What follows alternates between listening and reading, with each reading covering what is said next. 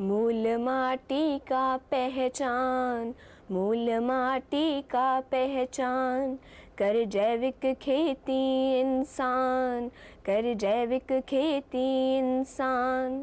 रासायनिक खादें करती नुकसान, धरती हो रही बेजान, धरती हो रही बेजान। कर जैविक खेती इंसान, कर जैविक खेती इंसान। फसलें पशु मानव परेशान, सब कह रहे यही दास्तान, सब कह रहे यही दास्तान। कर जैविक खेती इंसान, कर जैविक खेती इंसान।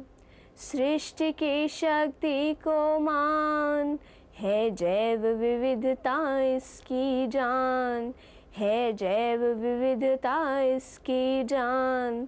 मूल माटी का पहचान, कर जैविक खेती इंसान, मूल माटी का पहचान, कर जैविक खेती इंसान, कर जैविक खेती इंसान, कर जैविक खेती इंसान।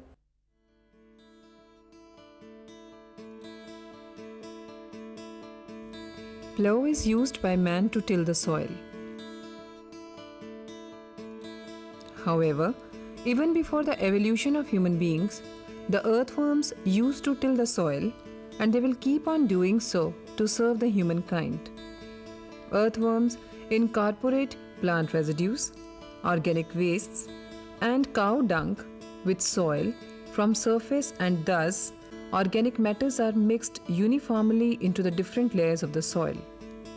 They eat organic matter in soil and leave excreta or cast, which is digestible nutrient for the plants.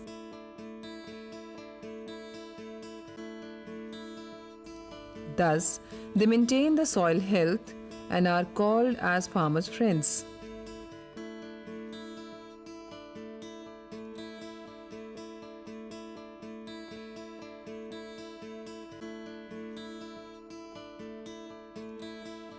The size of the earthworms varies from 1 centimeter to 100 centimeters. The average life of the commonly used earthworms for composting is 1 year. Earthworms multiply very fast. Some of the species, like Icenia foetida, can multiply twice in 21 days. 15 to 26 degrees centigrade temperature is favorable for the growth of the earthworms. They require optimum humidity. The pH value of the organic matter should be between 4 to 8.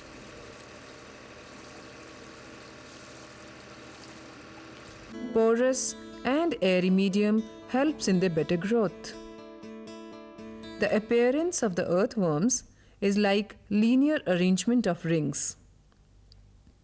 Earthworms have nervous system, blood circulatory system, reproductive system, muscular system, digestive system, and excretory system. They don't have particular respiratory system, but they breathe from the surface of their body.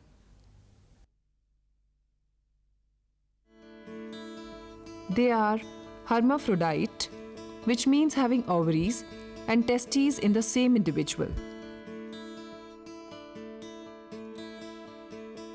The eggs of one individual are fertilized by sperms of other individual.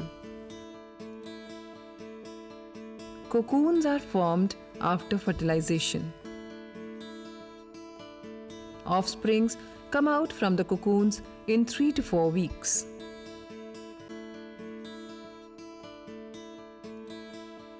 One million earthworms can convert 120 tons of decomposable organic matters into 40 tons of compost every month in a surface area of 500 square meters.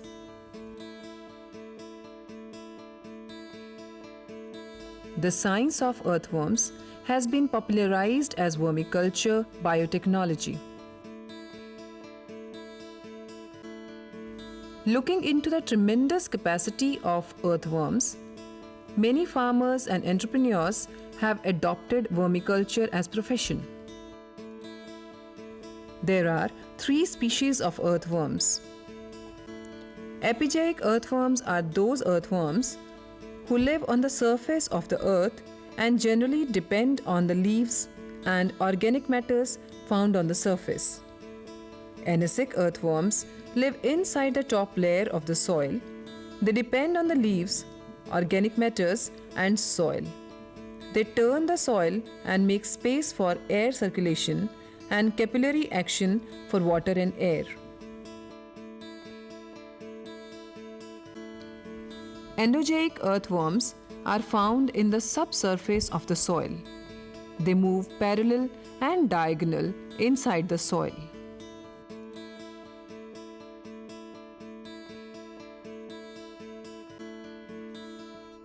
Here we show you a practical method of vermiculture. A vermiculture shed may be constructed as per the availability of raw materials and targeted capacity of compost production. Out of 100 kilograms of the raw materials, we can get 30 kilograms of vermicompost. Eisenia foetida or red earthworms are commonly used for rapid composting, which get multiplied 3 times in one complete cycle of vermicompost production.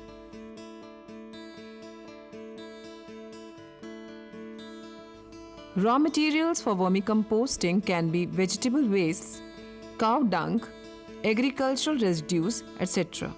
However, the cow dung is the best raw material for them.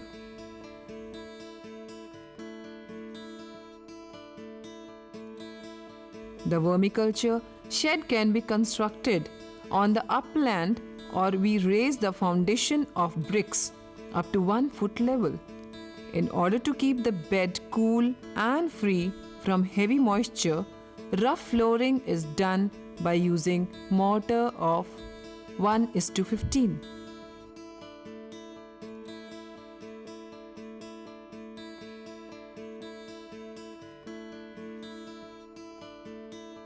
The normal size of the pit constructed on the surface is 10 feet by 3 feet by 1 foot, that is equal to 30 cubic feet.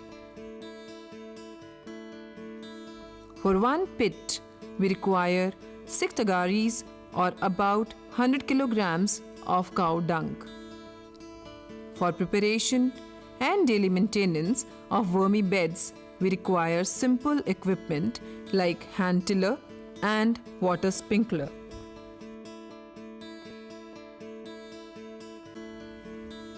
To begin the process, spread 100 kilograms of cow dung uniformly in the pit.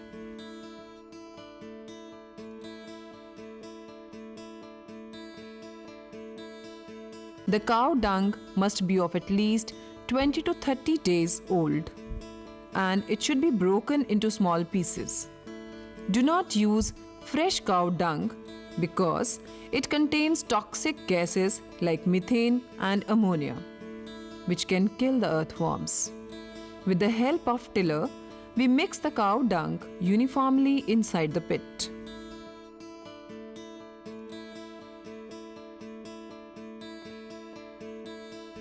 Then sprinkle water over the bed for optimum moisture and temperature.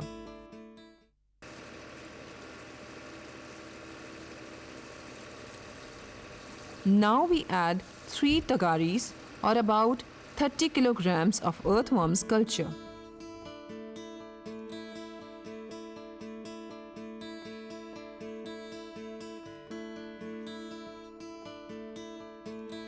Earthworms are spread uniformly over the bed, and then once again we sprinkle water over it.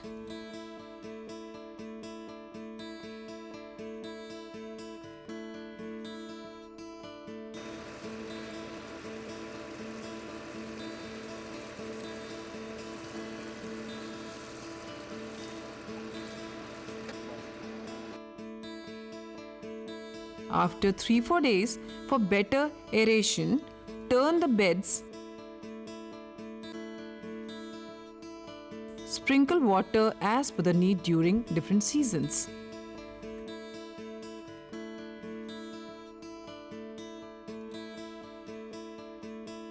Two family members are enough to look after a small unit of 20 to 30 beds. For maintaining the bigger units of 80 to 100 beds, about 4 persons are required. After a cycle of 40 to 50 days, we can harvest the vermicompost from the top layer of the bed.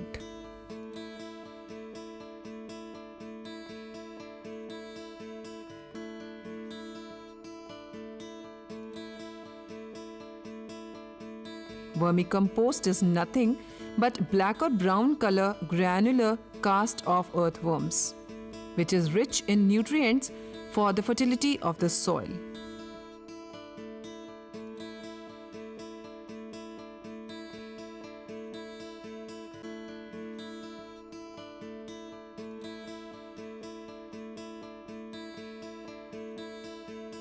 In order to improve the quality of the compost, it can be properly sieved.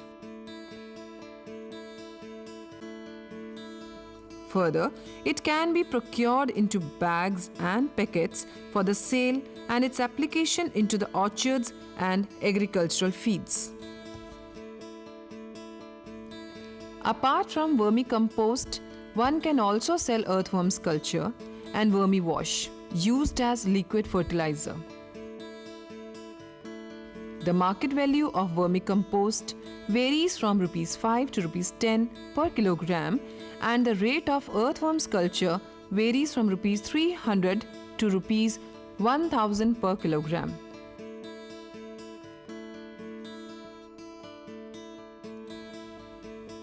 To begin with, one should have one full bed of earthworms culture, which can be gradually multiplied.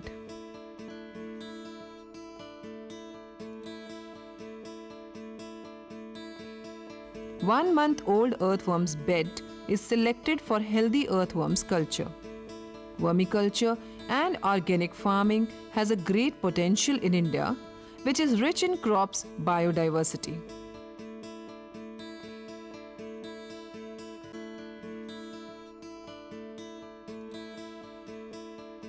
A large amount of rural and urban solid waste can be recycled into valuable manure by vermicomposting.